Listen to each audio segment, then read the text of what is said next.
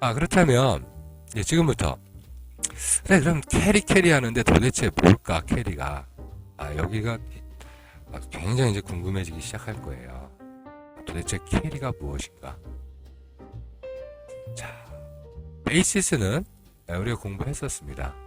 선물 가격에서 선물 가격을 뺀 것을 베이시스라고 한다 라고 우리는 공부를 아까 지금까지 했습니다. 캐리는 도대체 무엇이냐? 이론 베이시스라고 해요. 이론 베이시스라고 부르거든요. 캐리를. 다시 말하면요. 베이시스는 선물 가격에서 선물 가격을 빼서 베이시스라고 부르고요. 선물 이론 가격에서 현물 가격을 뺀 것을 선물 이론 가격이죠. 이론 베이시스라고 하는 거예요. 쉽죠? 캐리 하니까 헷갈렸지만 이론 베이시스 하니까 이해가 쉽게 되실 겁니다. 그래. 이제 캐리가 뭔지는 알겠어요. 선물 이론 가격과 현물 가격의 차이야. 근데 캐리가 뭔지 딱 가슴에 안 와닿습니다. 이유가 뭐겠습니까? 선물 이론 가격이 뭔지를 모르니까 그런 거거든요. 선물은 알아요. 우리가 거래를 하고 있지 않습니까? 실제 가격입니다. 시장에서 거래되고 있는 가격. 선물의 가격이 선물 가격이에요. 그럼 선물 이론 가격은요? 이론적인 가격이겠죠? 캐리를 이해하기 위해서는 선물 이론 가격을 알아야 되겠구나. 라는 것 쪽에다 이제 초점을 딱 맞추시면 되겠죠? 자, 베이시스는 시장의 실제 가격인 선물 가격하고 현물 가격과의 차이를 베이시스라고 하고요. 캐리는 이론적인 선물 이론 가격. 현물의 논리적 미래 예상 가격이에요. 선물 이론 가격이라는 것이. 그런 선물 이론 가격과 현물 가격의 차이를 캐리라고 합니다. 그래서 이제 캐리에 대해서 알기 위해서는 선물 이론 가격이 뭐냐? 이제 이걸 공부하면 되겠습니다. 선물 이론 가격 인터넷에 무엇이든지 가르쳐 준다는 네이버의 지식인을 한번 쳐보십시오. 이제 어쩌고저쩌고 이런 공식들 같은 거 이제 뭐 각 블로그나 이런 데서 많이들 나올 겁니다. 산식만 보면 머리가 아파지기 시작하죠. 머리 아파 막 이러죠. 근데 이제 여기서 선물 이론 가격이 뭐냐? 되게 쉽습니다.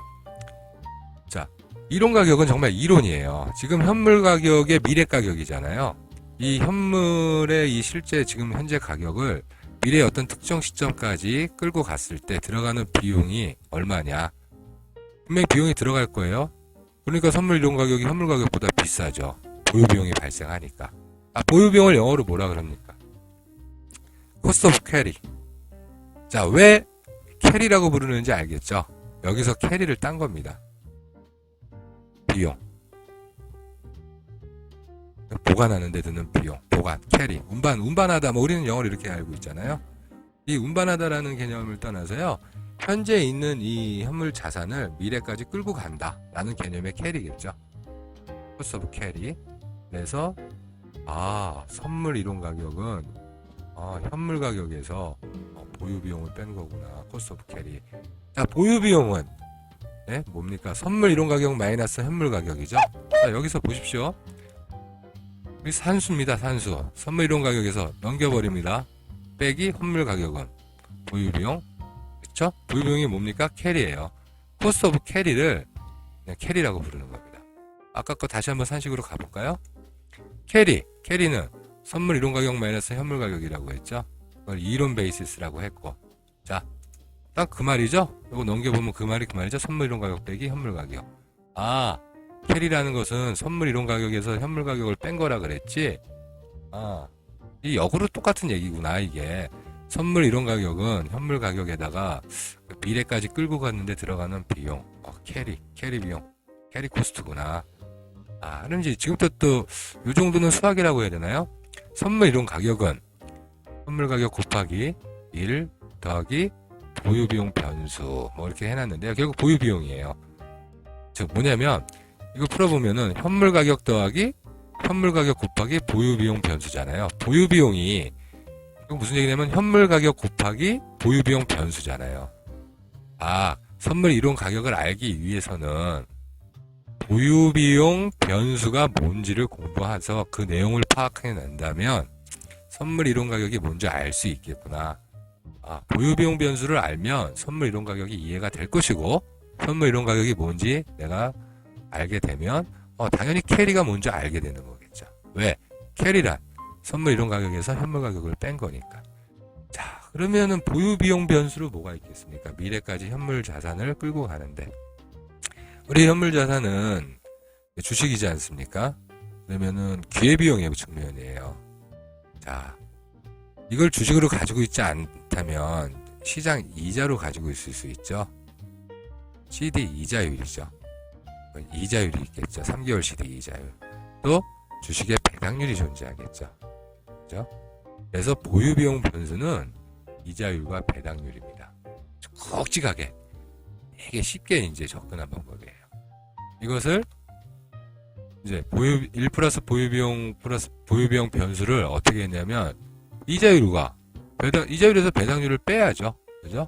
이자율은 플러스 요인이고 배당률은 마이너스 요인이 될 테니까요. 그걸 남은 잔존일수로 곱해버리면 이 부분이죠.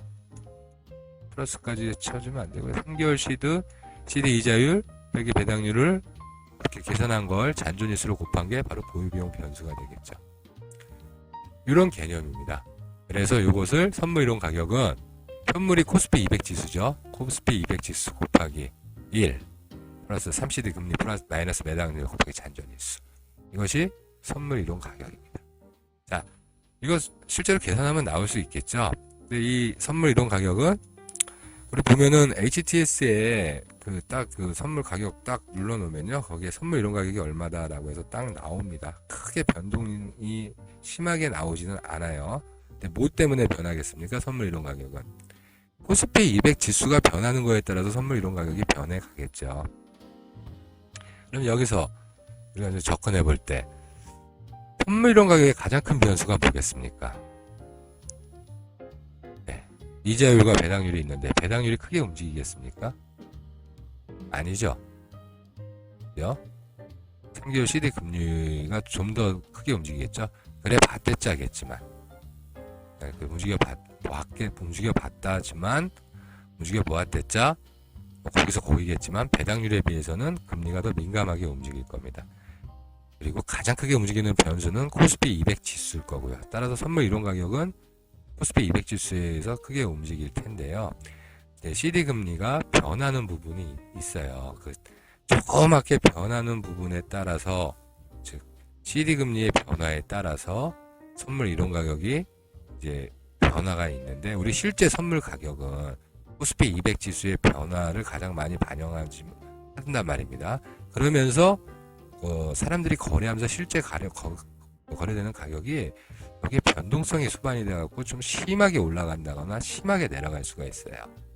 선물 이론 가격은 정확하게 기회비용에 해당하는 금리와 수익률이죠. 또 배당률. 내가 지금 투자를 하고 있으니까 받을 배당률이잖아요. 이런 부분에 정확하게 계산해내고 있거든요. 그런 차이, 선물 가격과 선물 이론 가격의 차이에 접근해서 고러한 어떤 부분들로 거래를 들어가는 게 RTH라고 하는가요? 바로 무위험거래, 차익거래입니다. 이것이 선물 이론 가격을 통해서 이해해 보면서 우리가 프로그램이 진행되는 그 부분이에요. 자, 뭔가 이제 좀 감이 좀 잡혀가는 것 같은데 어려워지기 시작할 겁니다. 자꾸 반복해서 이 개념을 확실하게 익히도록 하시고요. 자, 요거를 이제 지금까지는 기본적인 개념을 잡기 위해서 제가 간단하게 설명을 드렸는데요. 선물 이론 가격을 좀 더 복잡하게 한번 접근을 한번 해볼까요? 자, 정확하게는 이렇게 계산에 들어갑니다. 선물 이론 가격은 코스피 200 지수, 여기에다가 365일치로 계산이 다 들어가요. 적용일부터 만기일까지의 일수, 이 일수를 해당하는 것 T, 그리고 R은 3개월물 CD 금리입니다. 양도성 예금이자 이자율 이렇게 들어가고요. 이 부분은 이제 배당 부분이에요. 현금 배당금을 기초로 산출된 이론 배당록 폭입니다. 시그마 T가 여기에 대해서 이제 쭉 계산 들어간 거 있죠? T는 배당락일부터 만기까지 일수고 이론 배당록 폭까지 또 계산이 들어가고요.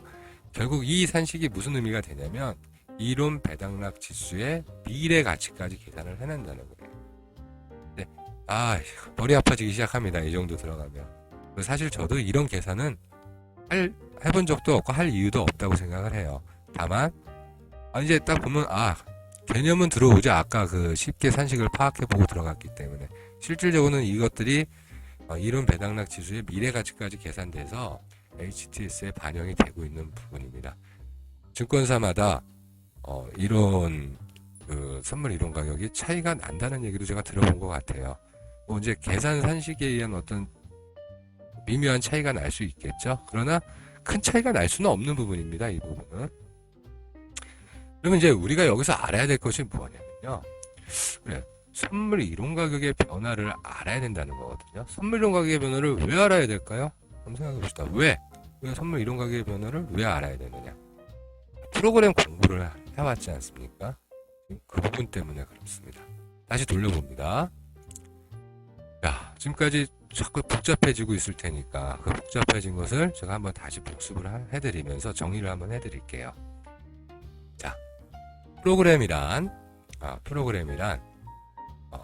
자동 매매 시스템 기계에 의한 바스켓 매매인데 차익과 비차익이 있다. 우리가 차익을 공부하기 위해서는 베이시스를 알아야 되는데 베이시스는 선물 가격과 현물 가격의 차이다. 베이시스가 0보다 크면 컨텐고 시장이 되고 죄송합니다. 여기네요.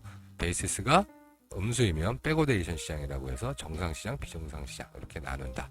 그러나 특수 상황에 의해서는 정상시장임에도 백오데이션이 이렇게 나타날 수도 있다라는 얘기를 드렸고요.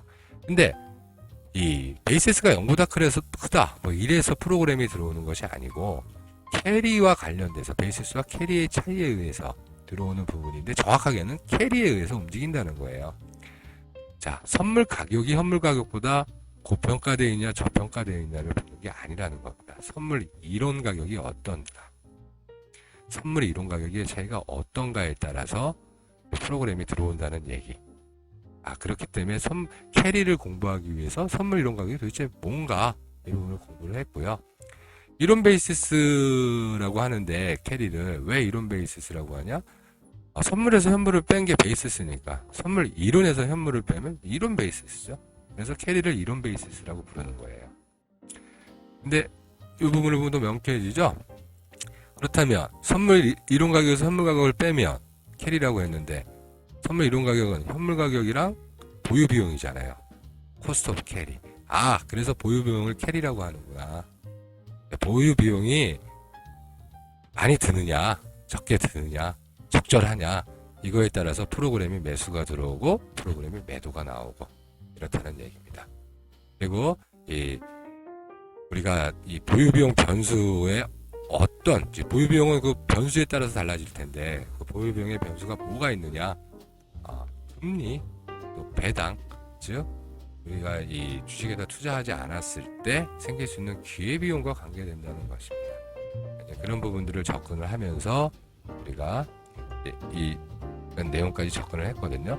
그렇다면 이렇게 정리를 지금 한번 하나하나 해볼게요. 첫 번째, 기초자산인 현물의 가격이 오른다면, 그죠?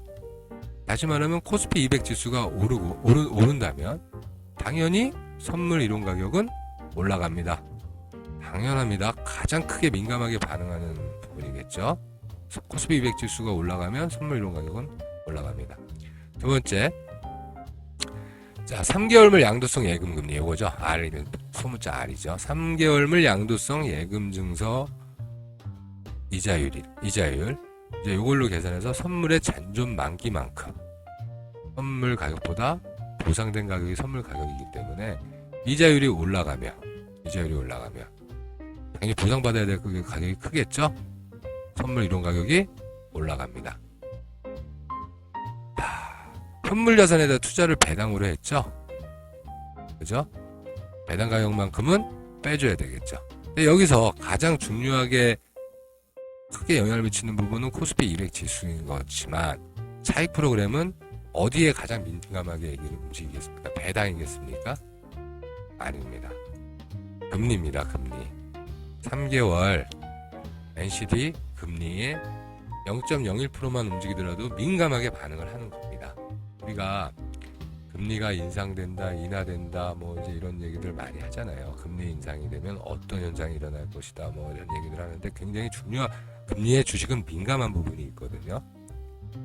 부분을 잘 한번 생각해 볼 필요가 있어요. 자, 결국 코스피 200 지수, 그다음에 금리, 배당률, 그다음에 잔존 만기, 이 네 가지 요소 변화에 의해서 선물 이론 가격은 움직인다는 것을 알 수 있습니다. 선물 시장이 상승하면 당연히 선물도 오르는 것이고, 금리가 상승하면 선물도 오르고, 자, 주식 배당률이 높아지면 선물은 내리고, 자, 선물의 잔존 만기가 줄어들면 줄어들수록 금리에 의한 선물 상승분이 배당률에 의한 선물 하락분보다 크므로 선물은 내려가겠죠. 네, 이런 부분에 대한 이해들 충분히 해주시기 바랍니다. 자, 여기까지 프로그램에 대한 이해를 한 부분을 이제 정리하고요. 이번 이제 5회차 강의는 여기까지 종료하고 6회차 강의는 바로 이제 이 해당 프로그램에 대한 부분들에 이어서 실제 그렇다면 베이시스와 캐리가 그럼 어떤 식으로 움직이면서 실제 선물 이론 가격을 움직이게 되는 부분인가? 선물 이론 가격이 움직이면서 어떤 구조로 이루어지는 것인가? 그것이 프로그램에 어떤 영향을 미치는가? 이 부분을 다음 강의에는 보다 더 구체적으로 들어가서 확인해 보도록 하겠습니다. 그리고 그 부분을 끝낸 뒤에 제가 굉장히 중요하다고 강조했었던 비차익 프로그램에 대해서 다음 강의에는 이제 살펴보도록 하겠습니다.